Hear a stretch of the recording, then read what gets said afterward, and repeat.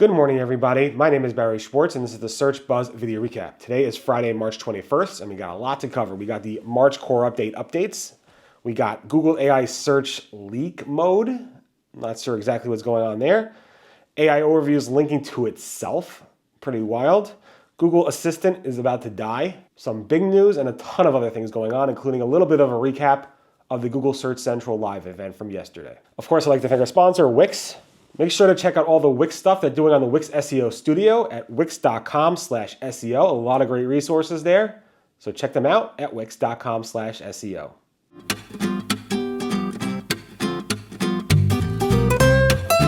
So like I said in previous videos, there was a lot of speculation that the core update, the March 2025 core update, started prior to the official announcement of the Google March 2025 core update. The answer, like I said, that Google will respond, is no. Google said the March 2025 core update started when they announced that the March 2025 core update happened. Any volatility we saw the week prior or days prior were unrelated directly to that core update. Glenn Gabe got this statement directly from Google, and he basically said, regarding the movement many sites saw before the core update, the stuff like the core update, like on 3.13, the volatility from like 3.6 or so, I reached out to Google about that yesterday to learn more, as I thought Google explained that the core update was released when the core update was announced. So any movement before that would not be from the March 2024 core update. Now, of course, Google always releases stuff. I'm constantly covering unconfirmed updates. Google doesn't announce all their updates. So what you saw beforehand was definitely an update, but it wasn't necessarily specifically related to the March 2025 core update. I've been tracking this core update for the whole time it's been rolling out. We did see some volatility, significant volatility for many websites over like the first few days, usually over the weekend, but it doesn't seem, in my opinion, to be that widespread. It's not casting that much of a wide net that I see from previous core updates where a lot of more websites are complaining about this core update. Maybe people are just tired of core updates, I don't know. But yes, sites that were hit significantly hard. Typically what you saw are sites that were hit by previous core updates, saw some movement, some significant movement with this. But in terms of more people complaining, like seeing complaint threads across social media, people on Webmaster World Forums and in the Google Webmaster Forums themselves, and also on Twitter and also on my own site, I'm seeing a lot less chatter around impact on this core update so far. Now, you never know. We've seen this. It's unusual, but we've seen things hit on the tail end of these core updates. So keep in mind that with that. But so far, and I only posted about this on like Monday or so, I'm seeing a lot less widespread volatility than a typical core update. Although, again, those that were hit could see a hit from 10% to 90% of their traffic being lost overnight. So you're definitely, if you were hit, I'm not trying to minimize that, but it doesn't seem as widespread as of yet. This is weird. I saw via Tom that Google is expanding or testing AI search features beyond AI mode. And there were features like info sleuth, like in the dropdown, there was like an AI search dropdown, not AI mode, but AI search dropdown. And in there was AI mode. But in addition to it, it was info sleuth, Aluminum, Q Talk, Med Explainer, fantasy sports, researcher, smart kitchen, and like 40 plus different, almost 50 different AI search modes. Some of them seem funny and so forth. In fact, Rajan Patel from Google responded to my tweet with another funny version of it. So I'm not sure if this is some type of joke, but this was like out there for like 15 minutes or so, maybe 30 minutes, where people who were opted into the beta of AI mode were able to see this in the wild. Google then quickly took it down and it's no longer there. I posted about this on March 18th with a bunch of screenshots. So definitely take a look at that. Super weird. Not sure what it exactly means.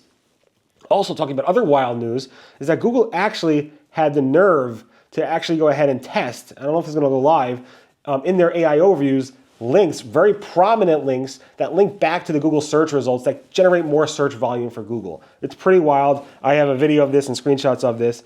It's just insane that Google actually tests this. So basically this is spotted by Sachin Patel, and when you do a search, the AI overview comes up, and then there's like these weirdly like dotted hyperlinks in the actual AI overviews. When you click on them, they take you to a new search, which may generate another AI overview or maybe just another search result in Google. No wonder Google search volume's up 22%. It's just wild. It's like Google's been saying we value publishers, we link to publishers, the AI overviews will drive us more diverse traffic and better traffic, and yet we're trying to get Google to link to us and they put their own links to their own selves. It's just pretty wild. Again, this is just a test. Hopefully it won't fully launch. Google also announced on the AI side that they launched more health changes to AI overviews, knowledge panels, and so forth. One is they announced that AI overviews for health topics have improved. and they're going to show more health AI overviews for those types of topics.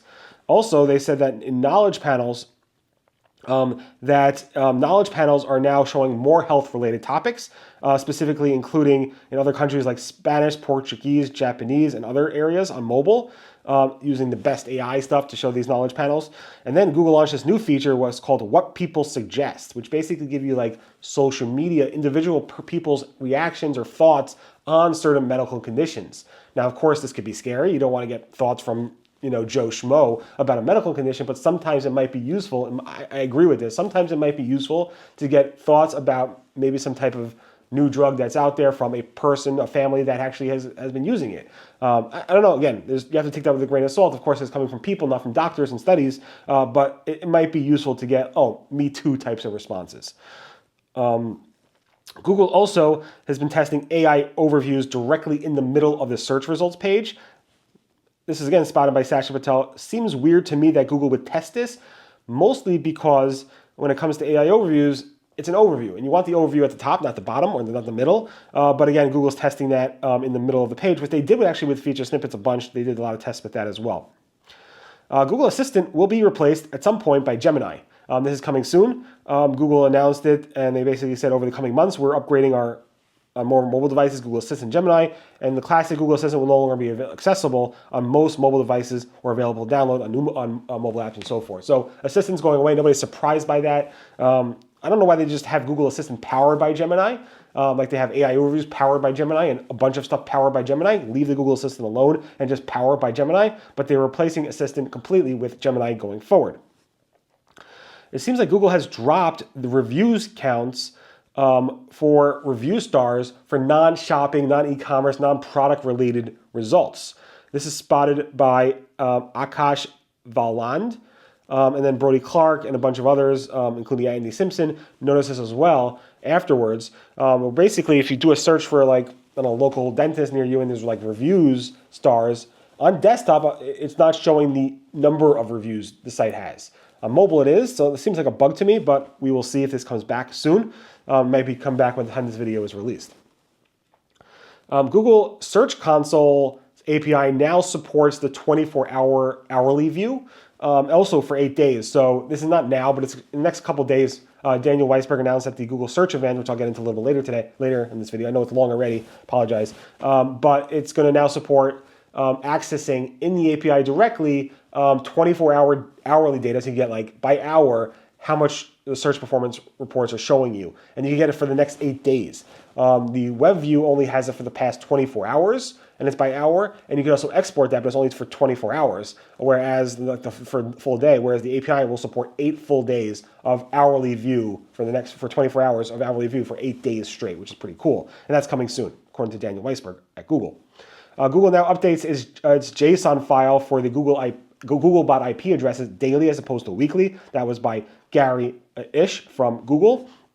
And also Google seems to have some type of weirdness where they may hijack, and I'm sure Google doesn't like that word, the booking systems for Google Business Profile restaurants, where this is pretty wild. Basically, this is spotted by Claudia Tominia, who said one of her clients, and this is happening for other people as well, they're using like OpenTable for the booking, and when people call the restaurant, they tell people who call the restaurant, those people get a voicemail or an answering service that says, don't call us, just go Google our name and click over and use the OpenTable or the reservation booking link from Google to book a reservation at a restaurant. What happened now is Google Assistant automatically hijacked that OpenTable link. And now when Google Assistant does it, it actually calls the restaurant to try to make a reservation for you. So now when the Google Assistant is calling the restaurant and getting an answer to say, Google us, we're not going to answer the phone, Google Assistant thinks there's no reservations available because nobody's answering the phone. And because of that, Google Assistant's telling people now there are no reservations. And this restaurant's like, where are all my reservations? Google hijacked the OpenTable, replaced it with Google Assistant, and there are no reservations available. Google's supposedly fixing this. We will see. Or maybe it's fixed already. Google's Martin Splitt uploaded a video, Thursday night, basically saying, YouTube short, which wasn't short, basically saying if pages seem to fall out of the index after they are indexed and ranking in the search results, it might be a sign. There could be a lot of signs, but one of the signs might be that searchers aren't interacting with that result, and thus Google decided to remove it from the search results and potentially the index because users aren't interacting with that. Again, goes back to nav boost, goes back to the user interactions that Google said prior to 2019, they never did. They never used user interactions. They don't look at click-through rates. They don't look at pogo sticking. They don't look at interactions on their website. And then since 2019, Google said they did. And then Google had all those leaks with the search leak. And then they had their Department of Justice thing with NavBoost, and all that stuff came out again. And then here's I think it's the first video I've seen of Google actually admitting that on a video on the Google Search Central YouTube channel. So pretty interesting there. Google's John Mueller says, stop over-focusing on tiny SEO metrics. Again, John Mueller says stop over-focusing on a lot of things. Just build great websites, yada, yada. Just keep that in mind. I posted my takeaways from the Google Search Central live event this morning. I basically included all my live tweets or X posts, just in case those who don't follow me on Twitter. It was a very good event. It was in this new St. John's terminal that was built like a year and a half ago or so.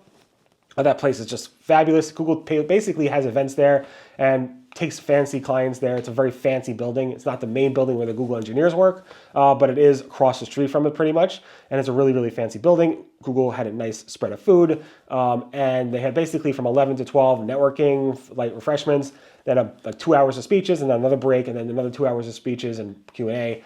And I posted all my thoughts about that in this blog post, which I posted this morning on Friday at around 11 a.m. This morning. So definitely take a look at that. Some of my takeaways there are called out, but I didn't cover everything because it was a lot, but it was very interesting and it was a nice thing to have Google come there. Talking about now Microsoft Bing's Fabrice Canel basically said something similar, and they basically said SEO should focus on conversions and clicks and not worry about so much traffic, that AI search basically drives better converting clicks as opposed to more clicks.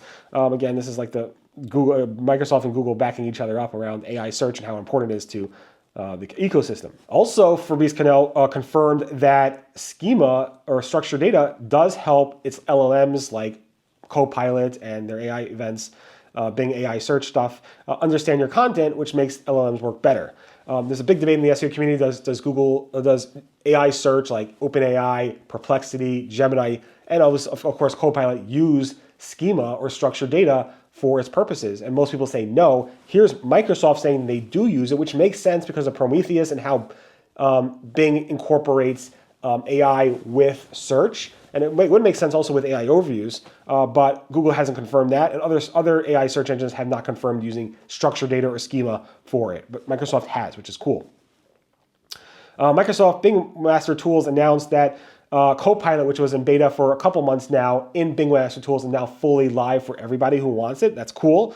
Bing Master Tools also announced or released a compare button. Now you can actually compare in the search performance reports. You can compare dates from one set of dates to another set of dates. Google had it forever. All the tools have it forever. But now Bing finally added it, which makes it very, very useful. Bing has launched what's like a buy now button for its shopping results. And when you click on the buy now button, it actually takes you directly to the shopping cart page of that merchant, of that retailer, with that item that you click buy now on from the search results in your cart. Google has tested this a bunch in the old days, and now this is fully live. This is spotted by Sachin Patel as well. Also on shopping ads, this is on Google shopping ads, Google has rolled out first order discount labels. This is spotted by Arpan Banerjee, sorry, the name, and there's this first order link in there, although this was kind of spotted like 9 months ago by Alfred Simon, but keep in mind that Merchant Center structured data wasn't available until just recently, so it seems to be out and fully live now. Also, it seems like Google's testing 3 rows of shopping ads. It seems more like a bug to me than anything else. This is spotted by Sachin Patel. Again, weirdness to see 3 rows of shopping ads. We've seen 2 before, but 3 seems a little bit excessive. Also on weirdness, Google Ads has this weird thing where it's like a double image expansion feature. Here's a video of it from Anthony Higman. Super weird to see this as well, but it does seem interesting and interactable. We'll see that. And then finally on the Bing ads, where we spotted that Bing is actually showing 9 ads with only 2 organic results. This is pretty wild. I think it went away. This is spotted by Red Leaf Web Design. They saw 7 ads and like 1 organic result. I see 9 ads and 2 organic results. Pretty wild to see this. In any event, thanks so much for listening to the Search Buzz video recap. Sorry, it went a little longer, but pretty busy week. Hope you guys are doing well. Have a great weekend, and thanks to Wix for sponsoring. More from me next week. Everyone have a great, safe weekend, and make sure to subscribe. Bye-bye.